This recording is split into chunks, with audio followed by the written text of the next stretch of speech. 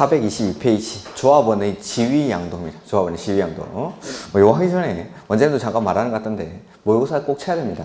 모의고사는 모의고사는 뭐 실력이 안 된다. 아, 나 지금 시험 칠 실력이 안 돼. 뭐 시험 칠 때까지 실력은 절대 안 됩니다. 그러니까 시험장 가는 그 순간까지 실력은 절대 안 되니까 그냥 무조건 치는 겁니다. 그러니까 뭐 문제집 받아가서 혼자 치겠다. 아, 그것도 안 됩니다. 그것도. 그러니까 이 아주 산만한 상황 속에서 100분 동안 집중하는 연습을 계속 하시는 겁니다. 시험장이랑 가장 유사하게 연습할 수 있는 게 이 모의고사밖에 없습니다. 한 달에 한 번밖에 안 칩니다. 몇 번 이렇게 넘기다 보면은 기회가 몇 번 안 남습니다. 시험장에 가면은 혼자 시험 치는 거 아니죠. 당연히 여러 사람 30명이 들어갑니다. 같이. 그 30명 중에 정말 예의 바르고 참 얌전한 사람만 있으면 좋겠지만은 내 뒤에 막 시험 칠 때 다리 떨고 있습니다. 내 앞에 코 먹고 있죠. 어떤 놈 저 멀리서 막 볼펜 까딱까딱 거리고 있습니다. 그런 상황 속에서 시험 치는 겁니다. 원래. 그러니까 혼자 이렇게 시간 안 재면서 이렇게 여유 있게 풀면은 누구든지 합격 점수가 나옵니다. 그러니까 뭐 보면은 1년 내도록 문제집 가져와가지고 혼자 이렇게 풉니다. 혼자 풀 때 그것도 뭐 한 번에 푸느냐? 아니죠. 10문제 풀고 딴짓 하다가 또 와가지고 또 5문제 풀고 딴짓 하다가 이렇게 풀면 누구나 다 합격 점수가 나오죠. 근데 실제로 점수가 그렇게 풀시는 분들은 실제 시험장 가면은 점수가 생각보다 안 나오죠. 그게 연습이 안 돼 있으니까. 그냥 이렇게 시험장에 가가지고 100분 동안 시험을 치죠. 시험장에서. 100분 동안 시험을 치는데 이 100분을 아무 연습도 없이 간 사람이 집중하기는 거의 불가능에 가깝습니다. 그러니까 100분 동안 아주 산만한 상황 속에서 집중하는 연습을 계속 하시는 겁니다. 안 배운 것들은 틀려도 상관없습니다. 건축법, 주택법 수업도 안 했는데 그거 틀려도 상관없죠. 대신에 국계법은 정말 열심히 하라고 했습니다. 근데 국계법 12문제 중에서 내가 얼마나 맞출 수 있는지 그런 것만 생각하시면 됩니다. 그 다음에 개발법이나 정비법도 쉬운 것들을 내가 틀리진 않는지 그런 것들을 판단하시는 거지 점수는 상관없어요. 점수는 7, 8월 달 이후에 치는 시험 그런 데서나 점수를 확인하시면 되는 거고 지금은 뭐 점수 당연히 민법 32점 나오죠. 32.5점. 가끔씩 민법을 처음 모의고사 쳤는데 60점 나오죠. 너 60점 나왔어. 그분은 1년 한 게 아닙니다. 올해 처음이 아닙니다. 절대로. 그러니까 가끔씩 점수 좀 잘 나오시는, 처음 했다가 점수 잘 나오시는 분들은 뭐 50점, 60점을 문제를 조금 빨리 접하신 분들은 그렇게 나오시는 분이 있는데 60점 이상 나왔다. 처음 하는 사람 절대 아니에요. 절대. 그러니까 그런 것들에 휘둘리실 필요는 없습니다. 그러니까 점수는 안 나오는 게 당연한 거니까 문제풀이를 통해서 연습하는 과정이 필요합니다. 이렇게. 그러니까 그런 것들은 너무 신경 쓰지 마시고 그냥 모의고사는 의무적으로 치시면 됩니다. 이렇게. 자, 42페이지, 422페이지. 조합원의 지위양도. 자, 우리 여기 시험이라 생각하지 말고 밖에서 재개발, 재건축, 조합원, 지위, 사고, 팔고 합니까? 안 합니까? 하죠. 그러면은 재개발, 재건축, 조합원의 지위 양도는 원칙 될까요? 안 될까요? 됩니다. 원칙은 자유. 이걸 많이 해야 우리가 돈을 많이 버는 거죠.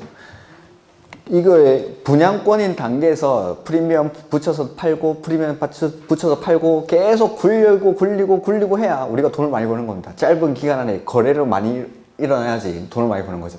근데 이게 원칙은 자유인데 예외적으로 투기, 과열, 지구에서 금지가 되는 겁니다. 원칙은 되는데 투기, 과열, 지구에서 금지가 됩니다. 이렇게. 언제부터 금지가 되냐면은 재건축 사업의 경우에는 조합, 설립, 인가 후부터 금지가 되고 재개발 사업의 경우에는 관리, 처분, 계획, 인가 후부터 금지가 됩니다. 이렇게. 그래서 원칙, 재개발, 재건축, 조합원, 지위, 사고, 팔고 할 수 있습니다. 다만 투기, 과열지구 안에서 금지가 됩니다. 언제부터냐면 재건축은 조합, 설립, 인가 후부터, 재개발은 관리, 처분, 계획, 인가 후부터 양도, 양수가 금지가 됩니다. 다만 전매 가능 사유에 해당하면은 투기, 과열지구 안이라도 사고, 팔고 할 수가 있습니다. 그래서 422페이지 보시면은 주택법 63조 1항에 따른 밑줄, 투기, 과열지구 로 지정된 지역에서 재건축 사업은 언제부터?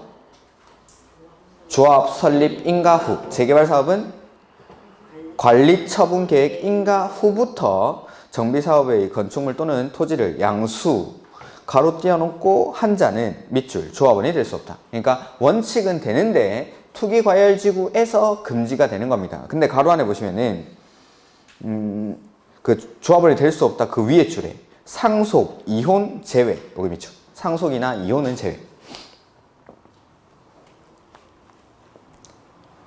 밑에서 하나, 둘, 셋, 네 번째 줄. 다만 양도인이 다음의 어느 하나에 해당하는 경우 양도인으로부터 그 건축물 또는 소지를 양수한 자는 그러하지 아니하다. 즉, 이 사유에 의해서 양도를 한 경우에는 조합원이 될 수 있다는 거죠. 요게 이제 우리가 아직 주택법을 안 해서 그런데 주택법에 가면 똑같은 사유들이 나옵니다. 전매 가능 사유가. 그래서 첫 번째 보시면은 세대원의 근무상 또는 생업상의 사정이나 질병치료 그 밖에 질병치료, 치아, 결혼으로 세대원 거기 밑줄 모두 해당 사업구역에 위치하지 아니한 특별시, 광역시, 시군으로 이전하는 경우. 그러니까 세대원 전원이 근무 또는 생업상의 사정이나 질병치료, 치아, 결혼 등의 이유로 다른 특광 시군으로 이전할 때는 이거 팔고 넘어갈 수가 있습니다.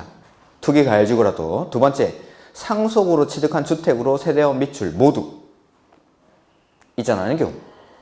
그러니까 내가 여기 조합원인데 좀 있으면 아파트 받을 건데 아버지나 뭐 부모님이 돌아가시는 바람에 상속으로 주택을 하나 더 취득한 거죠. 그래서 이거 팔고 그 상속받은 주택으로 가고 싶습니다. 그럴 때는 팔고 갈 수가 있습니다. 대신 일부 가면 안 되고 전부 가야 됩니다. 전부 모두. 그 다음에 3번 세대원 모두 밑줄. 해외로 이주하거나 세대원 모두 밑줄. 2년 이상 해외에 체류하는 경우. 그 옆에다가 기록이 안 됨 이렇게 써주시면 됩니다. 기록이 안 됨. 다 가야 됩니다. 다. 그 다음에 4번 1세대 1주택자 밑줄. 1세대 1주택자로서 양도하는 주택에 대한 소유기간 및 거주기간이 대통령령으로 정하는 기간 이상의 경우 해서 그 밑에 참고에 1번에 소유기간 10년, 거주기간 5년 밑줄. 자, 1세대 1주택인 사람으로서 투기가열지구 안에 있는 주택을 10년 이상 소유하거나 거주기간이 5년 이상일 때는 투기 목적이 아닌 게 분명하기 때문에 이런 사람들은 팔고 나가게 할 수 있습니다. 이렇게. 그 밖에 대통령령으로 정하는 사유가 나오는데 이거는 보지 않겠습니다. 이거는 작년까지 수업했었는데 일정 기간 안에 그러니까 보면 조합 기획에 조합 설립 인가일부터 3년 안에 사업 시행계획 인가 신청이 없는 경우 재건축 사업. 그 다음에 니은도 보면은 사업 시행계획 인가받고 나서 3년 안에 착공을 안 합니다. 그 다음에 디귿은 착공하고 나서 3년 안에 준공이 안 됩니다. 자, 볼까요?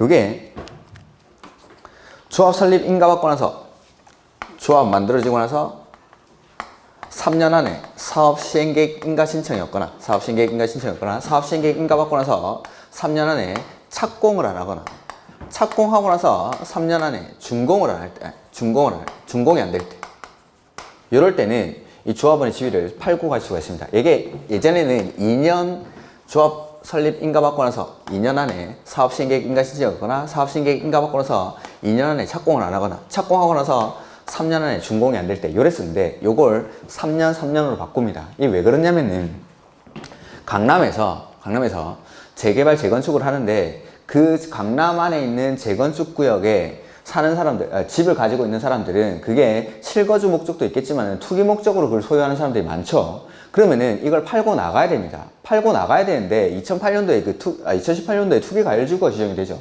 그러면은 투기가열지구 안에서는 조합원의 지위가 양도가 됩니까? 안 됩니까? 안 되죠. 그래서 이 사람들이 이 조합원의 권리를 넘겨야 되는데 그게 묶여버리는 거죠. 그러다 보니까는 이걸 넘길 수가 없는데 사업 시행계획 인가받고 나서 한 1년 8개월 정도가 경과를 한 겁니다. 1년 8개월 정도가. 그런 사람들, 그런 조합들은 이거 착공에 안 들어가고 버티는 거죠. 왜 버틸까요? 사업 시행계획 인가받고 나서 2년 안에 착공 안 하면은 조합은 지위 팔아버리고 나갈 수가 있으니까. 이거 착공을 안 하고 계속 버티는 겁니다. 강남의 재건축 단지에서. 그래서 이것들 봐라. 3년을 바꿔버리는 거죠. 이렇게 착공을 안 하고 계속 버텨버리니까 지위 넘기려고. 그래서 요 3년 처음에 기흥 니은에 있는 3년은 좀 의미가 있습니다. 의미가 있는데 일단 요 정도로 생각하시면 됩니다. 그래서 그냥 투기가열지구 안에서 사업에 일부러 착공 안 하는 경우가 있더라는 겁니다. 일부러 넘기려고. 그래서 이걸 2년, 2년에서 3년, 3년으로 바꾼 지가 얼마 안 됐습니다. 그 투기가율 지구 지정하면서 이렇게 바꿨습니다. 이렇게. 그래서 이런 것들은 의미를 가지긴 하는데 일단은 이 정도로. 그 다음에 뭐 미음 같은 거 보면은 하우스 푸어들입니다. 내가 주택담보대출 이런 거 받았는데 그 변제를 못하는 거죠. 그래서 경매 넘어가죠. 그럼 이거 팔고 나가야죠. 이렇게 하우스 푸어들 이런 것들 이 정도로만 받으시면 되겠습니다. 이렇게. 그 다음에 정관의 기재상 5번에 뭐 가로 3번은 보실 필요 없고 정관의 기재상 뭐 이런 것들 뭐 들어간다 뭐 됐습니다. 뭐 시험에 나오긴 나옵니다. 근데 이건 뭐 다 외울 수 없으니까. 그 다음에 그 가로 2번에 보시면은 표준 정관에 표시를 하는 게 아니라 앞에 시도지사에 밑줄 하십시오. 예전에는 국장이 이 표준 정관이라는 걸 작성해서 보급을 했었는데 작년에 개정을 하면서 이제 표준 정관을 시도지사가 보급을 합니다. 이런 것들은 그냥 한번 읽어두는 정도. 그 다음에 조합이 정관을 변경할 때는 원칙, 그 정관을 변경 밑줄 하시고 과반수 찬성 밑줄. 과반수 찬성. 그래서 과반수 찬성이니까 일단 정관 자체가 중요한 거니까 동의요건 자체가 높죠. 과반수 출석의 출석 과반수 찬성이 아니라 일단 정관을 변경할 때는 과반수가 찬성을 해야 됩니다. 근데 그 밑에 다만 위 가로 1의 좀 따로 적어 놓으면 좋은데 2부터 4까지 8, 13, 16의 경우에는 밑줄 조합원 3분의 2 이상의 찬성으로 한다 라고 되어 있죠. 자, 2, 4가 뭔지 한번 보죠. 자, 앞에 페이지에 조합원의 자격 거기 자에다가 동그라미 조합원의 자격. 그 다음에 3번에 조합원의 제명, 탈퇴, 교체 거기 제명의 제에다가 동그라미. 그 다음에 4번에 정비구역의 위치 면적 정비구역의 구에다가 동그라미. 그 다음에 8번 보면은 조합원의 비용부담 나오죠? B에다가 동그라미. B. 비용부담의 B. 다음에 9번에 9번이 아니라 13번 정비사업 B 거기도 B에 부담. B에 밑줄. 동그라미. 그 다음에 16번 실공자 시 동그라미 설계자 설 동그라미. 그래서 정관을 변경할 때는 원칙 과반수가 동의를 해야 됩니다. 근데 조합원의 자격, 그 다음에 제명, 탈퇴, 교체, 정비구역의 위치나 면적, 그 다음에 조합원의 비용부담, 그 다음에 B가 두 개죠. 정비사업 B, 그 다음에 시공자, 설계자 이런 거 바꿀 때 자, 제, 구, 비, 시, 설 얘네를 변경할 때는 3분의 2 이상의 동의를 받아야 됩니다. 중요한 거겠죠. 당연히. 그래서 자, 제, 구, 비, 시, 설 얘네들 바꿀 때는 3분의 2 이상의 동의. 자, 제, 구, 비, 시, 설. 오케이. 그 다음에 4번에 뭐 경미한상을 변경할 때는 신고하여야 한다라는 거. 그 다음에 조합의 임원. 조합은 다음의 어느 하나의 요건을 갖춘 조합장 1명과 이사, 감사를 임원으로 둔다. 이 경우 밑줄 조합장은 쭉 밑줄하면 됩니다. 선임일부터 관리처분계획 인가를 받을 때까지 선임일부터 관리처분계획 인가를 받을 때까지 해당 정비구역에 밑줄 거주하여야 한다. 그러니까 다른 이사나 감사는 아니고 조합장의 경우에는 그 지역에 살고 있어야 됩니다. 선임일부터 관리처분계획 인가 떨어질 때까지. 장사하는 사람은 영업을 해야 되고 요거는 작년에 처음 생긴 건데 아직 시험 안 나왔습니다. 올해 무조건 나옵니다. 이거 자격요건.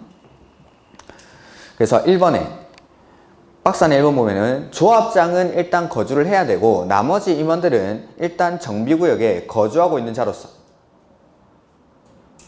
밑줄 선임일 직전 3년 동안 그 밑에 줄에 거주기간이 1년 이상. 그다음 동그라미 2번에 정비구역에 위치한 건축물 또는 토지를 그 밑에 줄에 5년 이상 소유하고 있을 것. 근데 재건축은 토지나 건물이 아니라 건축물 및 그 부속 토지겠죠? 당연히. 이렇게. 그래서 이게 조합원 임원의 자격 요건입니다. 일단 조합장은 선임일부터 관리처분계획 인가일까지 거주를 해야 되죠. 그리고 나머지 임원들은 정비구역에 거주하고 있는 자로서 선임일 직전 3년 동안 1년 이상 거주를 해야 되고 정비구역 내에 있는 토지나 건물을 5년 이상 소유하고 있을 것. 요거 올해 나옵니다. 이거 나온다고 했습니다. 저는. 자, 안 나오면 뭐 내년에 나오겠죠. 그 다음에 가로 2번 조합의 이사, 감사의 수는 대통령령으로 정하는 범위인데 가로 안에 밑줄 하죠. 이사는 원칙 3명 이상으로 합니다. 3명 이상. 그 다음에 감사는 1명 이상 3명이야. 다만 토지 등 소유자의 수가 밑줄 100명을 초과하는 경우에는 이사를 5명 이상으로 할 수가 있습니다. 다시 이사는 원칙 3명 이상, 감사는 1명 이상 3명 이하. 근데 조합원이 100명 이상일 때, 100명을 초과할 때는 이사를 5명 이상으로 할 수가 있습니다. 그 다음에 아까 봤던 거 3번 조합은 총회 의결을 거쳐 조합 임원 선출에 관한 선거 관리를 거기 밑줄 선거관리위원회에 위탁할 수 있다. 그 다음에 4번 조합 임원의 임기는 밑줄 3년 이하 의 범위에서 정관으로 정하는데 밑줄 연임할 수 있다. 그 다음에 5번 이런 것들은 자 조합 임원의 선출 방법은 정관으로 정하는데 시장 구수 등은 다음의 어느 하나에 해당하는 경우 시도 조례로 정하는 바에 따라 변호사, 회계사, 기술사 등으로서 대통령령으로 정하는 요건을 갖춘 자를 전문 조합 관리인으로 선정해서 조합 임원의 업무를 대행할 것이다. 그러니까 임원이 재구시 못하는 거죠. 그러면은 변호사, 회계사 이런 사람들한테 임원의 역할을 대신하게 합니다. 이런 사람들을 전문 조합 관리인이라고 부르는 겁니다. 그냥 놔두시고. 그 다음에 6번 이런 것들은 보지 마십시오.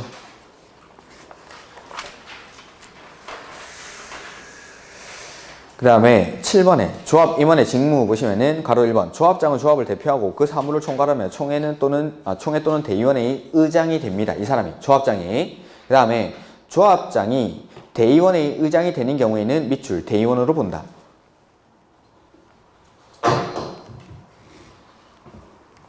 그 다음에 3번 이건 뭐 자주 나오는 거죠. 조합장 또는 이사가 자기를 위해서 조합과의 계약이나 소송을 할 때는 누가? 감사가 조합을 대표합니다. 그 다음에 4번은 이게 이제 겸직 금지 의무. 조합 임원은 같은 목적의 정비 사업을 하는 다른 조합의 임원 또는 직원을 겸할 수가 없다라는 거. 이렇게. 그 다음에 결격사유 1번부터 4번까지는 읽지 않겠습니다. 5번 이 법을 위반해서 벌금 얼마? 100만 원 이상의 형을 선고받고 얼마가 지나지 아니한 자? 10년 동그라미. 이게 작년까지 5년이었는데 10년으로 개정이 된 겁니다. 그 다음에 조합 임원은 다음의 어느 하나에 해당하는 경우에는 밑줄 당연퇴임합니다. 당연퇴임. 개발법은 다음날, 정비법은 당연퇴임. 그래서 1번에 가로 1의 어느 하나에 해당하게 된 경우 결격사유죠. 결격사유에 해당하는 경우. 그 다음에 두 번째는 자격 요건을 갖추지 못한 경우 밑줄. 그래서 결격사유에 해당하거나 자격 요건을 갖추지 못했다고 인정하는 경우에는 언제 자격을 상실하죠? 당연퇴임합니다. 당연퇴임. 그 다음에 가로 3번 퇴임된 임원이 퇴임 전에 관여한 행위는 밑줄 효력을 잃지 아니한다. 그 다음에 4번 요게 작년에 개정된 것 중에 유일하게 시험에 나왔던 건데 조합 임원은 밑줄 조합원 10분의 1 이상의 요구로 거기 밑줄 하시고 소집된 총회에서 조합원 과반수 출석과 출석 조합원 과반수의 동의로 해임할 수 있다. 그래서 조합 임원의 해임에 관해서는 조합원 10분의 1 이상의 요구로 총회를 소집할 수가 있습니다. 그건 좀 있으면 뒤에 나옵니다. 그 다음에 가로 5번 총회에서 조합원 과반수 출석과 출석 조합원 과반수의 동의로 전문 조합 관리인을 선정한 경우 아까 앞에서 봤던 뭐 변호사, 회계사 이런 사람들을 조합 임원이 제대로 지 역할을 못하니까 전문 조합 관리인을 선정을 했죠. 그러면은 원래 있던 임원은 역시 당연퇴임합니다. 당연퇴임. 이런 것들 그냥 한번 읽어만 두시면 됩니다. 그 다음에 총회의 소집. 가로 1번에 조합에는 조합원으로 구성되는 총회를 두어야 합니다. 반드시. 총회는 개발법이든 정비법이든 필수기구. 그 다음에 총회는 조합장이 직권으로 소집하거나 조합원 5분의 1 이상 내지는 대의원 3분의 2 이상의 요구로 조합장이 소집합니다. 아까 창립총회는 추진위원장이 직권으로 소집하거나 토지 등 소유자 5분의 1 이상의 요구로 소집을 했었는데 여기는 조합장이 직권 내지는 조합원 5분의 1 이상 요건 똑같죠. 근데 대의원 3분의 2 이상의 요구로도 소집을 할 수가 있습니다. 그 창립총회는 대의원이 왜 소집을 못할까요? 네, 창립총회에서 대의원을 뽑으니까. 이렇게. 그 다음에 거기 가로 안에 보시면은 첫 번째 줄 가로 안에 정관의 기재사항 중 조합 임원의 권리, 의무, 보수, 선임 방법 및 변경, 해임. 봤죠? 해임에 관한 사항은 10분의 1 이상의 요구로 소집할 수가 있습니다. 그러니까 임원을 교체하거나 임원들의 보수라든지 권리 같은 것들을 조정하기가 좀 더 쉬운 거죠. 원래는 5분의 1 이상을 요거로 수집해야 되는데 요거 10분의 1 이상, 요게 작년에 처음 생긴 거. 그래서 권리, 의무, 보수, 선임 방법 및 변경, 해임에 관한 사항들, 이런 것들은 10분의 1 이상을 요구로. 그 다음에 조합 임원의 사임, 해임 또는 임기 만료 후 6개월 이상 조합 임원이 선임되지 아니한 경우 거기 밑줄. 임원이 해임되고 나서 6개월 이상 조합 임원이 선임이 되지 않으면은 사업이 잘 진행이 안 되겠죠. 이럴 때는 그 뒤에 시장, 군수 등이 소집할 수 있다는 거죠. 아주 특이한 거죠. 보통 이제 조합장이 소집을 해야 되는데 이럴 때는 이 시장, 군수 등이 직접 조합을 소집할 수가 있습니다. 총회를. 그 다음에 총회를 소집하려는 자는 총회 개최 7일 전까지, 아까 창립 총회는 14일 전까지였습니다. 이런 것들은 제가 계속 나중에 비교해 드리겠습니다. 통지하여야 한다. 그 다음에 총회 의결 보시면은 다음의 사항은 총회 의결을 거쳐야 한다. 됐고, 그 다음에 가로 1의 1부터 13 중 이 법 또는 정관에 따라 조합원의 동의가 필요한 사항은 총회에 상정하여야 한다. 그 다음에 총회는 원칙적으로 과반수 출석의 출석조합원 과반수 찬성으로 의결을 합니다. 자, 요거는 조금 어려울 수도 있는데 우리 회의 같은 걸 하면은 의사정족수라는 게 있고, 그 다음에 의결정족수라는 게 있습니다. 일단 이게 뭔지만 한번 보죠. 뭐 회사 생활을 한다든지 사회생활 하신 분들은 저보다 훨씬 더 잘 알겠지만 제가 한번 설명해 보죠. 의사정족수는 회의를 개최하기 위한 요건입니다. 그러니까 이 정도 사람들이 나와야 회의장 문을 열어주는 겁니다. 그 다음에 의결정족수라는 거는 회의를 개최하기 전에 오늘 회의에서는 A, B, C라는 안건에 대해서 의결을 하겠습니다 라고 먼저 예고를 해줍니다. 그래서 의사정족수를 요건을 충족하면은 회의장 문을 열어주고 본회의를 개최한 다음에 이 A라는 안건을 통과시키기 위한 요건이 의결정족수입니다. 의결정족수. 그래서 이 의결정족수는 거기 보면 원칙이 과반수 출석에 출석조합원 과반수 찬성으로 의결을 한다라고 되어 있죠. 근데 예외적으로 과반수가 찬성을 해야 되는 게 있고, 첫 번째. 두 번째는 조합원 3분의 2 이상이 찬성하는 게 있습니다. 이렇게. 그래서 과반수가 찬성해야 되는 거, 아까 예를 들었을 때 조합원이 100명이다 하면은 과반수 출석에 출석 과반수 찬성은 26명이 찬성하면 되죠. 51명이 일단 출석하고 26명이 찬성하는 건데, 과반수 찬성은 51명이 찬성하는 거. 그 다음에 3분의 2가 찬성하는 거는 67명이 찬성을 해야 되는 겁니다. 그만큼 점점 중요해지는 거죠. 이렇게. 그 다음에 의사정족수라는 거는 회의를 개최하기 위한 요건입니다. 그래서 원칙은 회의를 개최하기 위해서는 조합원 10% 이상이 출석을 해야 회의장 문을 열어줍니다. 근데 예외적으로 20% 이상이 출석을 해야 되는 게 있다라는 겁니다. 자, 예를 한번 들어보죠. 이제 올해 시험을 치고 나서 한 달 뒤가 되면은 합격자 발표를 하겠죠. 그러면서 우리 학원에서 합격자 모임을 하겠답니다. 합격자 모임을.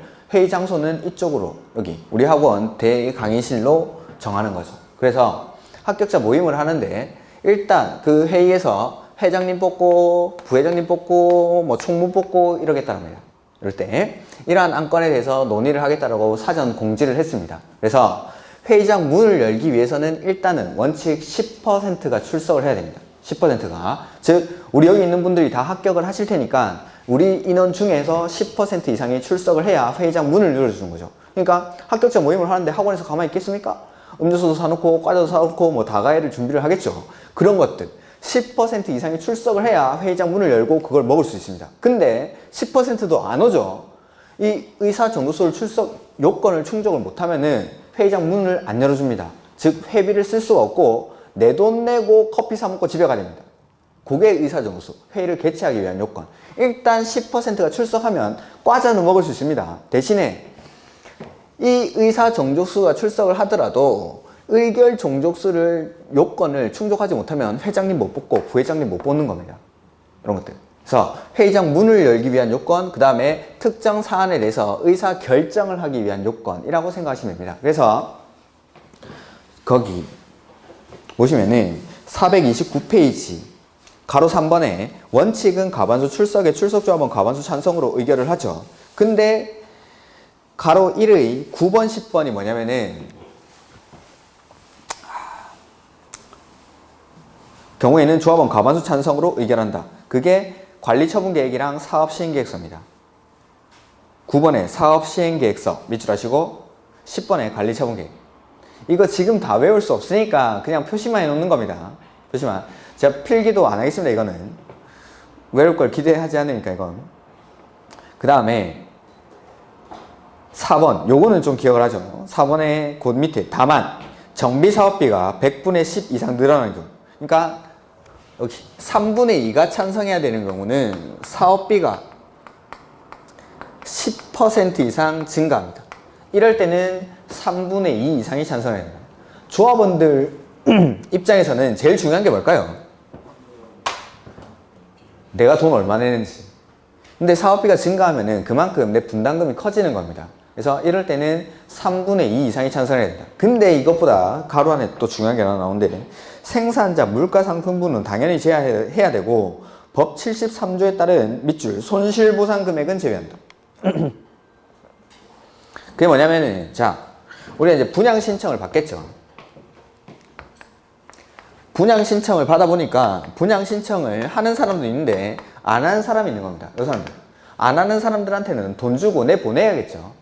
이런 사람들에 대해서 손실보상을 해주는데 그 손실보상 금액은 사업비가 늘어나는 걸로 보지 않겠다라는 겁니다. 이거 왜 그럴까요? 자, 원래 이 사람 조합원이죠. 조합원이 분양 신청을 했으면은 아파트 받겠죠. 근데 내가 분양 신청을 안 해서 돈 받고 나갑니다. 그러면은 조합원 분양분은 줄어들고 그만큼 일반 분양분이 늘어나니까 나중에 일반 분양분으로 그건 메꿔질 겁니다. 사업비가. 그래서 분양 신청 안 한 사람들에 대해서 손실보상해주는 금액은 사업비가 늘어난 걸로 보지 않습니다. 이렇게 이런 것들도 정말 마음 같아서는 그냥 외우십시오 하고 넘어가고 싶은데 자 이렇게 그래서 요거 하나만 기억하세요. 3분의 2가 찬성해야 되는 경우는 사업비가 10% 이상 늘어나요. 다만 손실보상 분양 신청을 하지 아니한 자에 대한 손실보상 금액은 제외합니다. 이렇게 나머지 내용들은 다음 과정에서 한번 외우도록 하겠습니다. 그리고 정비법에서 중요한 거 나올 때는 그 9번, 10번이 다 들어갑니다. 사업시행계획서, 관리처분계획 요 두 가지는 중요한 사항에는 다 들어가 있습니다. 요게 그 다음에 조합원은 서면으로 의결권을 행사하거나 다음에 어느 하나에 해당하는 경우에는 대리인을 통해서 의결권을 행사할 수 있다. 뭐 외국에 있을 때 뭐 이런 되겠죠. 뭐 다른 굳이 보실 필요는 없고 그 다음에 6번 이 바로 요 의사정족수입니다. 원칙 10% 이상의 직접 출석. 그러니까 10% 이상의 출석을 해야 회의장 문을 열어주는 겁니다. 다만 창립총회, 사업시행계획서, 관리처분계획이랑 대통령령으로 정하는 사항에 있는 게 정비사업비입니다. 정비사업비. 제 그 강의 노트에는 아마 다 정리가 돼 있을 겁니다. 그래서 원칙은 10% 이상 출석하면 되는데 20% 이상 출석해야 되는 게 창립총회, 사업시행계획서, 관리처분계획, 정비사업비 이러한 내용에 대해서는 20% 이상의 출석을 해야 중요한 거니까 회의장 문을 열어주겠다라는 겁니다. 이렇게. 그래서 거기 가로 4번은 의결정족수, 가로 6번은 의사정족수라고 생각하시면 됩니다. 이렇게. 그 다음에 조합원의 수, 그 다음 페이지 430페이지. 자, 정비법에서 대의원에는 조합원이 몇 명 이상일 때 100명 이상일 때 둬야 됩니까? 둘 수 있습니까? 두어야 한다라는 거. 그 다음에 대의원에는 조합원의 10분의 1 이상으로 구성하는데 다만 조합원의 10분의 1이 100명을 넘는 경우에는 10분의 1의 범위에서 100명 이상으로 구성할 수 있다. 자, 이거 먼저 한번 보자. 조합원이 600명입니다. 그러면은 대의원에는 몇 명 이상으로 구성하죠? 아니죠. 10분의 1 이상으로 구성한다.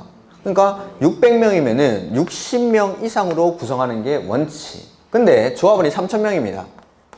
이럴 때는 조합원의 10분의 1이 몇 명입니까?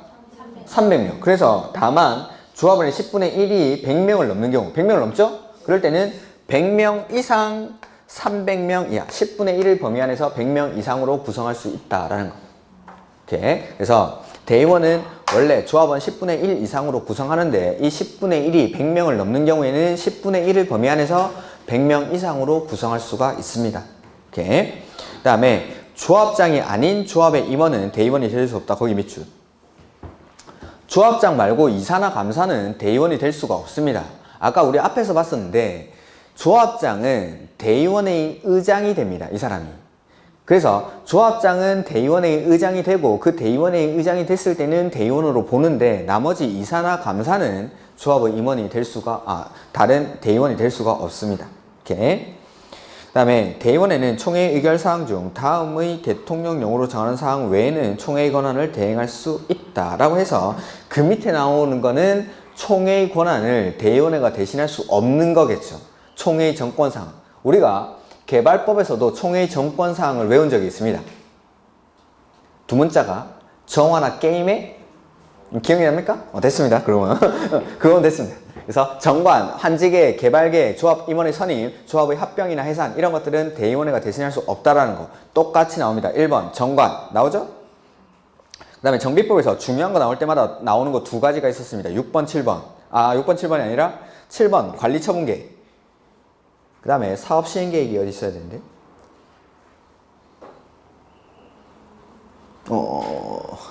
사업시행계획이 왜 없지? 관리처분계획이랑 사업시행계획이 어디 있을 건데 여기 몇 가지 빼놨나? 일단 조항으로 써져 있는 거에 아마 있을 겁니다. 그 다음에 8번에 보시면은 조합의 합병이나 해산 나오죠? 그 다음에 9번에 조합 임원의 선임, 해임 그 다음에 대의원의 선임, 해임 이런 것들. 그래서 우리가 정화나 게임이랑 거의 유사하게 여기도 거의 다 들어가 있다고 생각하시면 됩니다. 그 다음에 그 9번에 하나 밑줄해야 되는 게 조합 임원의 선임이나 해임에 관한 사항인데 다만 정관으로 정하는 바에 따라 임기 중 거리된 자를 보궐 선임하는 거는 할 수 있습니다. 대의원회에서. 근데 가로 안에 누군 제외한다고 되어 있죠? 조합장. 그래서 조합장은 보궐 선임도 반드시 총회에서 해야 됩니다. 다른 임원들은 보궐 선임하는 건 대의원에서 할 수 있는데 조합장을 보궐 선임하는 거는 반드시 총회에서. 이렇게. 그래서 이런 것들은 나중에 요약서에서 한번 보도록 하고 나머지는 됐습니다. 나머지는 됐고 주민대표의 12번 요거 12번 자 어떻게 조합은 언제 만드는 거죠? 구역 지정하고 나서 그래서 정비구역이 지정되고 나서 조합이 사업을 하는 경우에는 먼저 추진위원회를 구성합니다. 그 다음에 조합을 설립해서 사업을 하게 되죠. 이렇게. 근데 시장, 군수 등이 시행자입니다. 시장, 군수 등이. 자, 조합이 사업을 할 때는 추진위원회 구성하고 조합 만들어가지고 토지 등 소유자들이 자기가 할 말들이 있죠. 그러면은 조합 총회에 상정을 해가지고 우리 토지 등 소유자의 의사를 시행사나 시공자에다가 전달을 할 수가 있는데 시장 군수나 주공이 사업을 할 때, 공공이 사업을 할 때는 시장 군수가 사업을 쭉 추진해 나가니까 주민들의 의사를 전달할 기구가 존재를 하지 않는 거죠. 조합을 안 만드니까. 그래서 시장 군수가 사업을 할 때는 여기서 구역이 지정되고 나서 주민 대표 회의라는 걸 만듭니다. 주민 대표회의. 시장 군수가 사업할 때. 그러니까 이 주민대표회의라는 기구를 통해서 우리의 의사를 시장 군수 등 시행자들한테 전달을 하는 겁니다. 즉 우리도 말 좀 하게 해줘. 이게 주민대표입니다. 우리도 말만 딱 합니다. 말만. 주민대표회의는 보죠.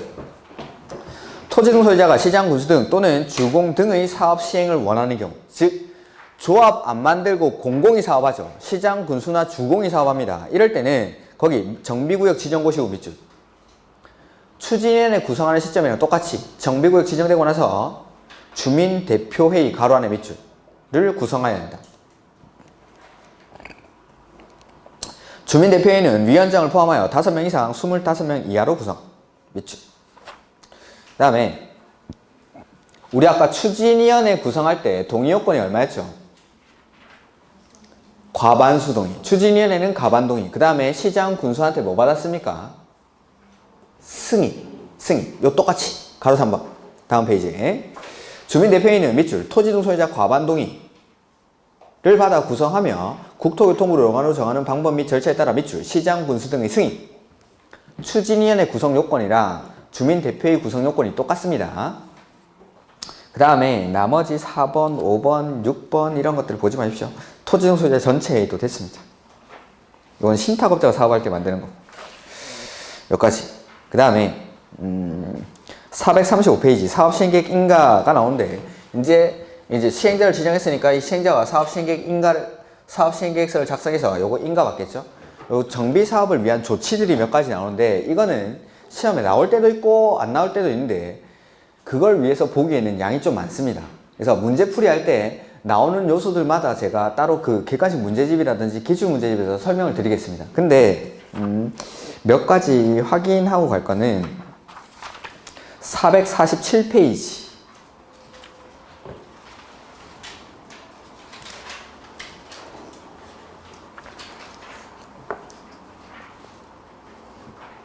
447페이지 보시면은 정비사업 시행을 위한 조치 등이 나오죠. 사업 시행자는 밑줄 주거환경 개선 사업 및 재개발 사업, 재건축 사업 X 해두고 임시 거주 시설이나 임시 상가 같은 경우에는 개선 사업이나 재개발 사업에서 하는 거지 재건축 사업에서는 이런 거 안 해줍니다.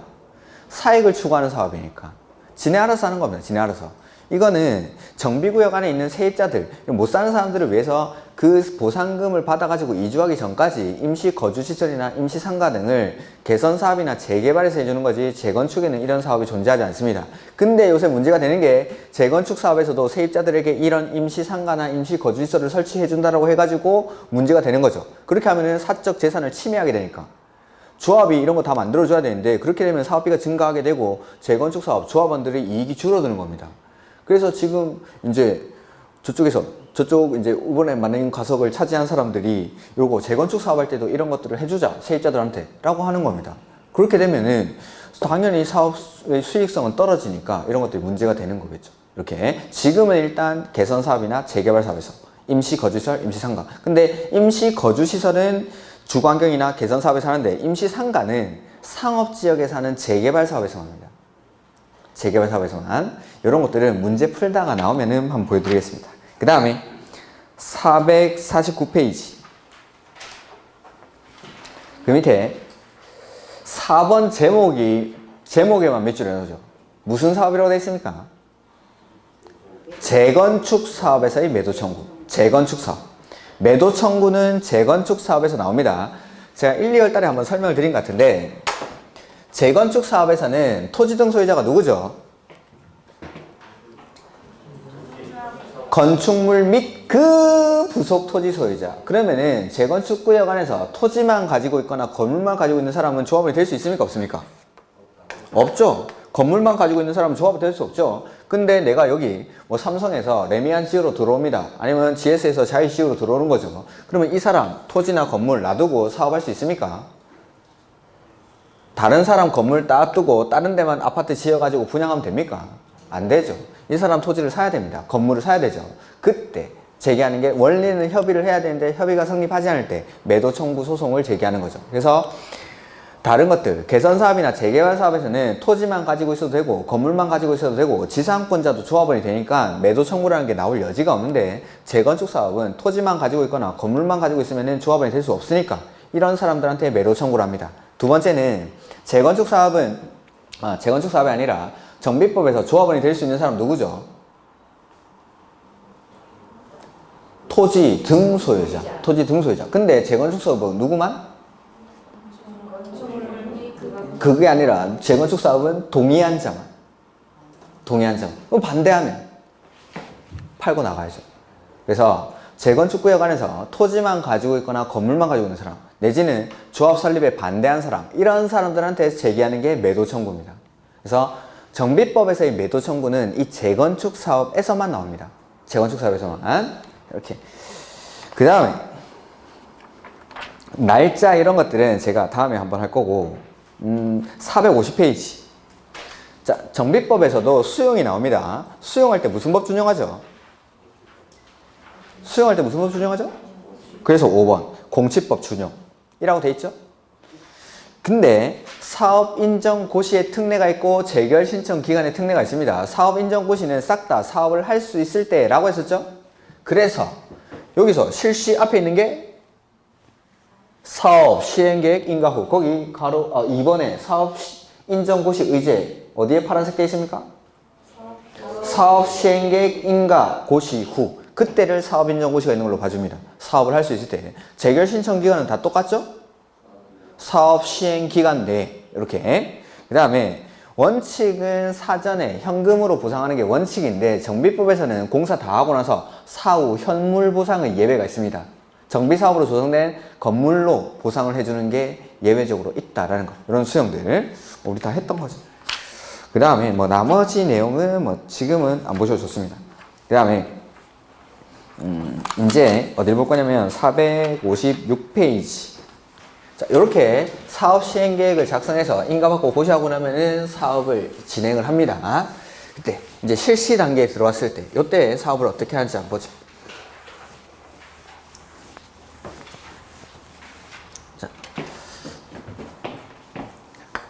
사업 시행 계획 인가 고시가 있고 나서 120일 내에 분양에 관한 사항을 토지 등 소유자들한테 통지를 합니다. 그리고 요 일간신문 등에 공고를 하는 거죠. 그러면은 이 분양 통지랑 분양 공고를 보고 이 통지한 날로부터, 공고한 날이 아닙니다. 통지한 날로부터 30일에서 60일 기간 안에 내가 분양 받고 싶은 사람은 분양 신청을 해. 분양 신청. 분양 신청 기간은 통지한 날로부터 30일에서 60일. 이렇게. 자, 이 분양 신청을 받아보니까 분양 신청을 안 하는 사람이 있고 분양 신청을 하는 사람이 있다는 거죠. 그래서 이 분양 신청 안 하는 사람들은 놔두고 분양 신청한 현황을 기초로 해서 만드는 계획이 바로 관리 처분 계획입니다. 관리 처분 계획. 이렇게. 우리 환지 방식으로 사업할 때는 무슨 계획 만들었죠? 환지 계획. 환지 방식으로 할 때는 환지 계획. 정비법에서는 관리 처분 계획을 수립합니다. 관리 처분 계획을. 이 관리 처분 계획에 따라서 나중에 권리를 권리로 바꿔주는 거죠. 원래 나는 여기 40년 된 장미 아파트? 이렇게 할까요? 비싼 아파트죠? 서울에. 장미 아파트의 소유자였습니다. 여기서 재개발, 재건축 사업을 하면서 새로 뭐 자이 이런 걸 짓는 거죠. 지었을 때 원래 내 권리는 이쪽에 있었죠. 장미 아파트에 있던 권리를 자이에 입주할 수 있는 권리로 바꿔주는 겁니다. 이렇게. 그래서 원래 장미 아파트에 있던 소유자들이 분양 통지한 날로부터 30일에서 60일 기간에 분양 신청을 하고 나는 받기 싫어 하면은 분양 신청을 안 하는 거죠. 그러면은 분양 신청한 현황을 기초로 해서 이 관리 처분 계획을 수립해서 사업을 쭉 진행하게 됩니다. 그리고 나서 공사가 완료가 되고 나면은 소유권 이전을 해줍니다. 소유권 이전. 즉 자이 아파트 101동 501호에 대한 소유권 이전을 장미 아파트 소유자한테 이전을 해주는 거죠. 이렇게.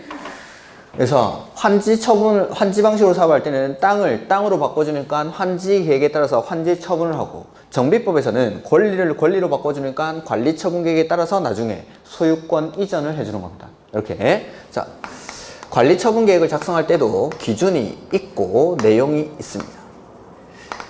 우리 환지 계획의 작성 기준이 뭐였죠? 강원도 평창군 위지면 토수리 위치, 지모, 면적, 토지. 흥분하니까 이게 지금 위치, 지목, 면적, 토질, 수리, 이용 상황, 환경 요 7가지의 기준을 가지고 환지 계획을 작성하죠. 근데 관리 처분 계획은 면, 리, 환 이렇게 3가지.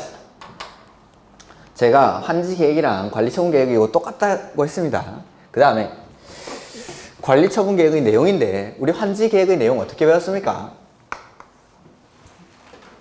설계, 새거, 헌거, 비용, 입체한지. 그게 환지 계획의 내용이죠. 똑같이 써보죠.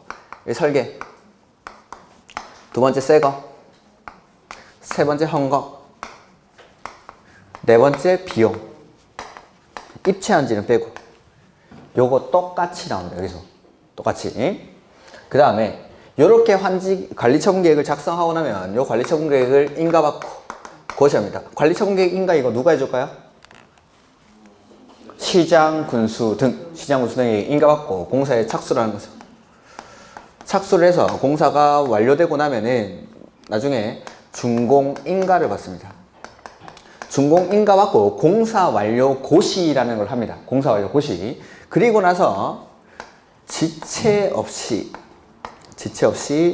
대지 확정 측량 절차를 거쳐서 분할을 하고 그 다음에 소유권 이전에 관한 사항을 고시를 합니다. 이게 바로 소유권 이전 고시. 그 다음에 이 소유권 이전 고시의 다음 날이 되면 소유권 변동이 일어납니다. 즉 나는 원래 장미아파트 301호의 소유자였다가 소유권 이전 고시일의 다음 날이 되면 이제 자이아파트 101동 501호의 소유자로 바뀌는 거죠. 등기를 해야 됩니까? 등기 안 해도 됩니까? 등기 안 해도 되죠. 법률, 규정에 의한 물권 변동이니까. 정비법에 소유권 이전 고시일의 다음 날이 되면 나는 자이아파트 501호의 소유자가 된답니다. 등기를 안 해도 소유자가 되는데 제3자에게 대항하기 위해서 등기를 하죠. 그 다음에 나는 원래 장미아파트일 때는 24평짜리 살았는데 분양 신청은 42평짜리 했습니다. 더 받았죠. 원래 42평짜리 살고 있었는데 24평짜리 받았습니다. 덜 받았죠. 그 다음에 분양 신청 안 했습니다. 안 받았죠. 더 받을 수 있고 덜 받을 수 있고 안 받을 수 있죠. 그런 사람들 과부족분을 금전으로 청산해줍니다. 똑같죠. 환지랑. 환지는 토지를 토지로 바꿔주고 정비법은 권리를 권리로 바꿔주는 거니까 사업을 똑같이 하는 겁니다. 내용 기준도 똑같고 내용도 똑같고 이렇게 사업을 합니다. 그 다음에 여기 분양 신청을 안 하는 사람이 있는데 이 사람에는 처음부터 안 하는 사람, 했다가 철회하는 사람, 그 다음에 분양 신청을 할 수 없는 사람이 있고 분양 신청 대상에서 제외되는 사람들이 있습니다. 이런 사람들. 이런 사람들에 대해서는 청산을 해줘야 되는데 관리처분계획 인가 고시가 있은 날의 다음 날부터 90일 내에 손실 보상에 관한 협의를 합니다. 이렇게. 요게 정비법에서 사업의 시행 절차입니다. 정비법 사업 시행 절차. 조금만 책을 읽고 오시죠. 456페이지. 분양 공고 및 분양 신청. 사업 시행자는 사업 시행계획 인가의 고시가 있은 날부터 며칠? 그 동그라미. 90일에서 바뀌고 나서 아직 시험이 안 나왔는데 120일. 네, 다음의 사항을 토지 등 소유자에게 통지 밑줄. 이게 분양 통지겠죠?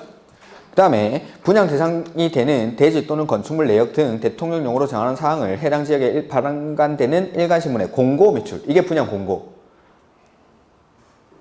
그 뒤에 밑줄합니다. 다만 토지 등 소유자 1인이 시행하는 재개발 사업은 그러하지 않니다. 혼자 하는데 뭐 이런 거 할 필요 없죠. 그 다음에 분양 신청 기간이 나오죠. 이번에 그 다음 페이지. 분양 신청 기간은 언제부터? 통지한 날부터 30일 이상 60일 이내. 이거 어디서 본 것 같지 않습니까?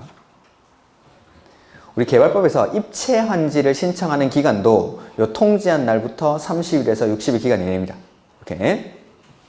입체 환지 신청 기간이랑 이게 똑같습니다. 그 다음에 뭐 20일은 범위 안에서 연장할 수 있다 이런 것도 됐고, 그 다음에 뭐 신청해야 된다라는 거 됐고, 2번, 3번, 4번 이런 것들은 굳이 안 보셔도 되겠습니다.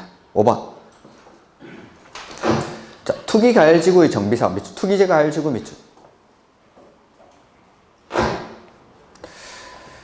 정비사업에서 법 74조에 따른 관리처분계획에 따라 거기 그 목 이런 거 다 지우고 분양 대상자 및 그 세대에 속한 자 거기 밑줄은 분양 대상자 선정일부터 그 밑에 5년 이내에는 투기과열지구에서 분양 신청을 할 수 없다 밑줄.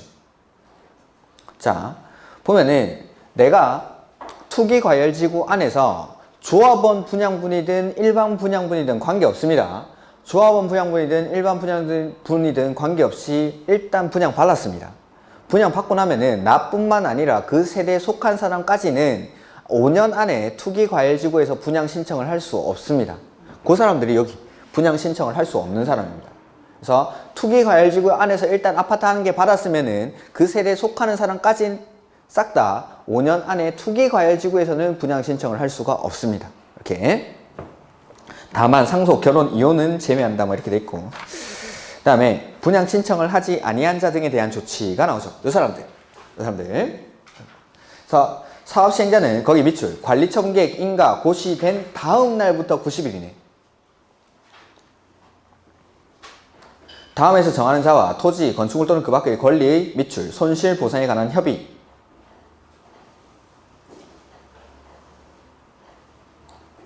그래서 다음에 해당하는 자가 첫 번째 분양 신청을 처음부터 안 한 사람, 두 번째는 했다가 철회한 사람, 세 번째는 방금 봤던 투기과열지구 안에서 아파트 받고 나면은 5년 안에 분양 신청할 수 없죠. 그 사람들. 그 다음에 분양 신청 대상에서 제외되는 사람들이 있습니다. 그런 사람들.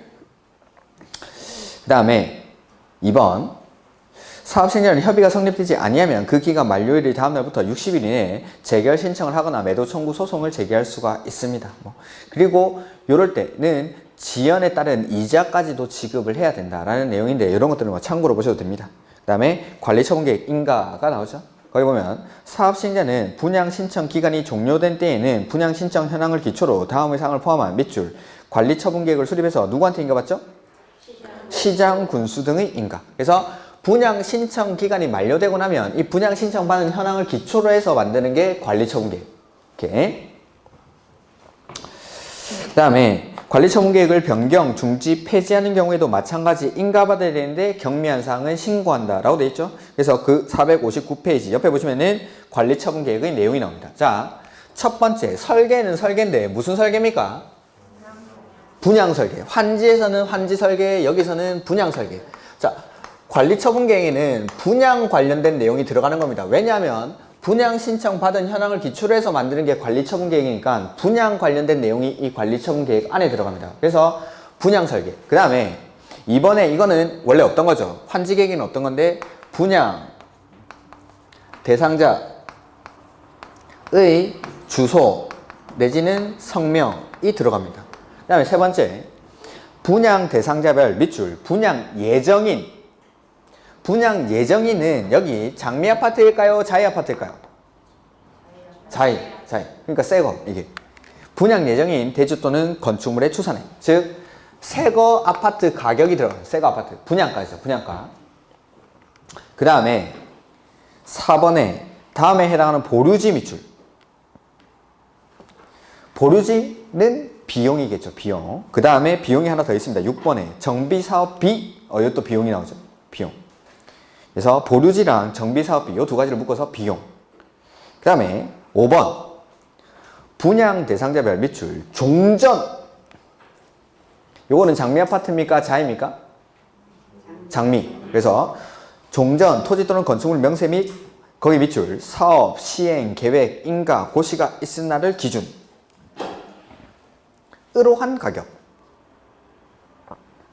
그 다음에 헌거는 소유권 말고 뭐까지 표시를 해야 되죠? 권리. 그게 7번에 나오죠. 분양 대상자별 종전 토지 또는 건축물에 관한 소유권의 권리 동그라미. 그래서 헌거는 소유권 말고 권리까지도 표시를 해줘야 된다. 권리까지도. 그래서 여기 헌거 일단 종전 장미 아파트의 가격이 들어가야 되고 그 다음에 헌거에는 소유권의 권리도 표시를 해줘야 됩니다. 그 다음에 비용이 아까 보류지랑 정비사업비. 똑같죠. 그 다음에 8번에 이게 세입자별 손실보상을 위한 권리명세 및 그 평가액. 즉 세입자별 손실보상 대책이 들어갑니다.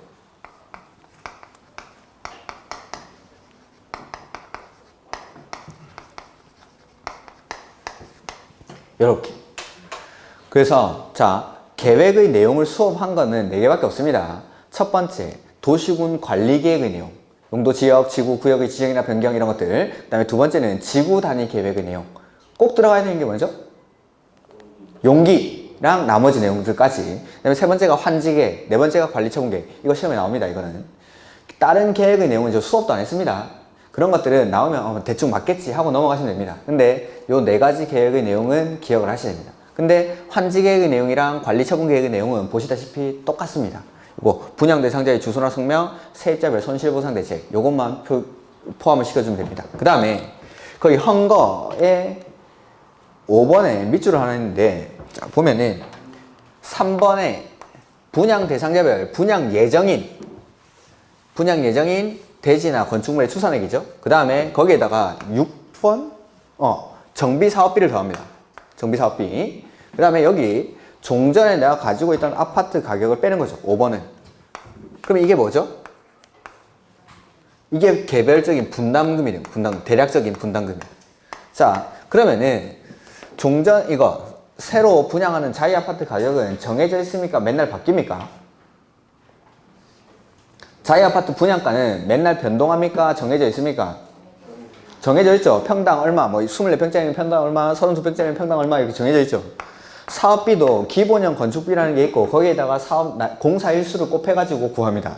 물가 상승분 정도의 변동은 있지만은 거의 고정이 되어 있습니다. 근데 종전에 내가 가지고 있던 장미 아파트 가격은 변동합니까? 계속 고정이 되어 있습니까? 변동합니까? 계속 고정이 되어 있습니까? 변동하죠. 바뀌죠. 정비구역 지정되고 조합 만들고 추진위원회 만들고 하죠. 그러면은 아파트 가격이 계속 올라갑니다. 아파트 가격이 계속 올라가다가 추진위원회 구성하고 조합 설립하고 조합장 뽑고 이러면은 폭등을 하죠. 아파트 가격이 이제 사업할 것 같으니까. 그러다 갑자기 조합장이 구속이 됩니다. 그럼 훅 떨어지죠. 아파트 가격이. 사업이 안 되니까. 그러다가 다시 올라갔다가 경기 변동에 따라서 올라갔다가 떨어졌다가 반복을 하죠. 근데 조합원들한테 분담금을 통지를 해주려면은 요거 옛날 아파트 가격을 기준점을 잡아가지고 고정을 딱 시켜줘야겠죠. 그 기준점이 어디라고 되어 있습니까? 밑줄 친 거. 사업 시행 계획 인가 고시가 있은 날을 기준으로 한 가격. 즉 재개발이나 뭐 재건축에서 내 종전 아파트 가격을 평가할 때 기준점이 되는 시점이 사업 시행 계획 인가 고시가 있은 날을 기준으로 종전에 내가 가지고 있던 아파트의 가격을 평가를 합니다. 이렇게 이런 것들. 그 다음에 요게 이제 관리처분 계획의 내용이고 뭐 참고는 정말 참고만 하십시오. 경미해서. 그 다음에 재산 또는 권리평가의 방법인데 여기 위에 이제 관리처분 계획에 보면은 가격 나오는 거 있죠. 새거 가격, 아파트 분양가, 자이 아파트 분양가, 그 다음에 종전의 장미 아파트 가격, 그 다음에 세입자별 손실 보상을 위한 권리 명세 및 그 평가에 요 가격들, 이 가격들을 어떻게 평가하냐라는 건데, 자, 우리 아까도 했는데 개선 사업이나 재개발 사업 이런 것들은 공익적인 측면이 강한 사업이죠. 근데 재건축의 경우에는 사익적인 측면이 훨씬 강한 사업입니다. 그래서 이 재산을 평가하는 방법이 조금 다릅니다. 어쨌든 2명 이상의 감정평가업자가 감정평가한 가격을 산술평균하는 건 맞습니다. 그래서 동그라미 1번에 감정평가업자 중 다음의 구분에 따른 감정평가업자가 평가한 금액을 거기 산술평균 밑줄.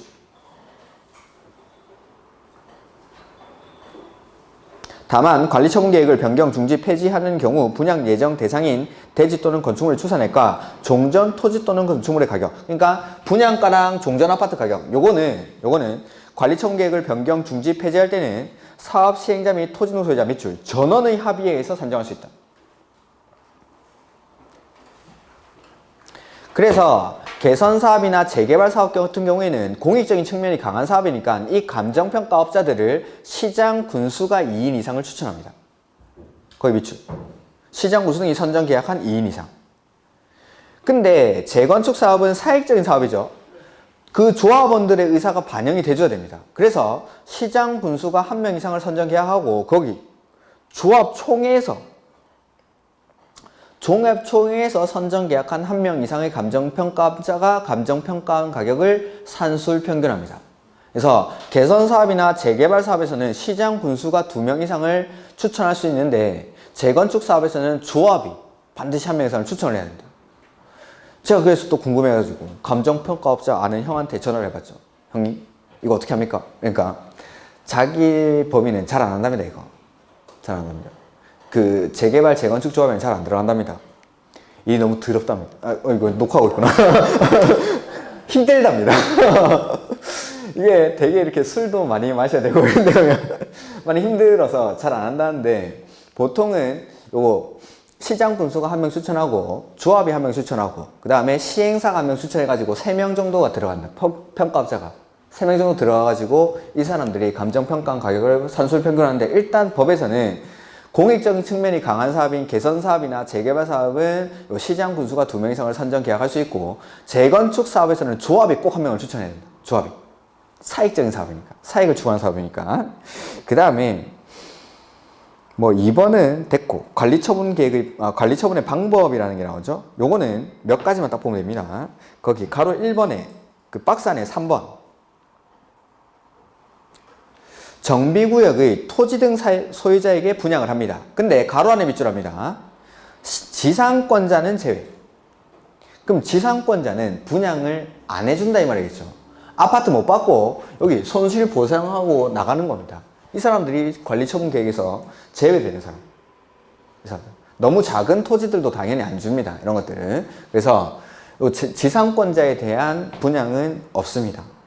그러니까 재개발 사업의 경우 지상권자에 대한 분양을 포함해야 한다. 틀린 질문입니다. 지상권자는 분양 안 해줍니다. 그 다음에 그 나머지는 일단 됐고, 그냥 참고로만 보시고, 가로 2번에 박스 밑에 내려와가지고 가로 2번에 재건축 사업의 경우 관리처분 계획은 다음의 방법에 따른다. 다만 조합이 조합원 밑줄 전원의 동의를 받아 기준을 따로 정하는 경우에는 그에 따른다. 즉 재건축 사업은 역시 사익을 추구하는 사업이니까 조합원들 전원의 동의에 의하면은 법에서 정하는 관리처분 계획 기준과는 다르게 자기들 마음대로 관리처분 계획의 기준을 정할 수가 있습니다. 재건축 사업은. 그러니까 이게 공익을 추구하는 사업인지 사익을 추구하는 사업인지에 따라서 이런 사업의 특징들이 뒤에서 다 나오는 겁니다. 이렇게. 그래서 재건축 사업만 따로 나오는 게 많은 이유가 재건축 사업만 사익을 추구하는 사업이니까. 거의. 그래서 이것만 보시면 되고, 그 다음에 462페이지. 뭐 시기 조정인데, 정비 사업 같은 것들이 한꺼번에 많이 몰려버리면은 이 주택 시장이 불안정해지는 등의 문제가 있겠죠. 그래서 이 사업 시행계획 인가를 내어주는 시기를 조정을 할 수가 있습니다. 근데 사업 시행계획 인가 신청을 받았다고 해서 무조건 바로 내주는 게 아니라, 야, 이거 조금 더 있다 해, 사업을. 라고 할 수 있는데, 그 기간을 1년을 넘길 수는 없습니다. 맨 마지막에. 1년을 넘을 수 없다. 거기 밑줄. 그것만. 그러니까 사업이 한꺼번에 몰려버리면은 뭐 주택가격이 떨어지고, 그 다음에 사업이 너무 안 하면은 주택가격이 올라가고 이런 문제가 발생할 수 있으니까 이 사업 시행계획 인가를 내주는 시기를 조정할 수가 있는데, 그거는 1년을 넘을 수는 없습니다. 그 다음에 463페이지 관리처분계획 수립 기준이라는 게 나오죠. 요거는 조금 설명할 게 있으니까 쉬었다가 해야 합니다. 자, 조금 쉬었다가 하죠.